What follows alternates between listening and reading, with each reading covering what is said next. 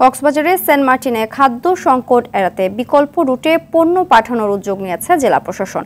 সকাল 11টা নাগাদ টেকনাফের শাহপরীর দ্বীপের ঘোলারচর থেকে 5টি ট্রলারে করে পণ্য পাঠানো হবে।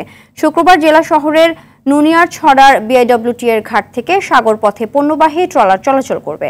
জেলা প্রশাসনের অতিরিক্ত জেলা ম্যাজিস্ট্রেট নগদে 500 টাকা বা তার বেশি পেমেন্টে পেতে পারেন ঢাকায় জমিসহ 20 কোটি টাকার পুরস্কার। ইয়ামিন হোসেন বলেন, নাফ নদীতে ট্রলার দেখলে গুলি ছোড়া হচ্ছে, সে কারণে বিকল্প পথে পণ্য পাঠানোর সিদ্ধান্ত হয়েছে।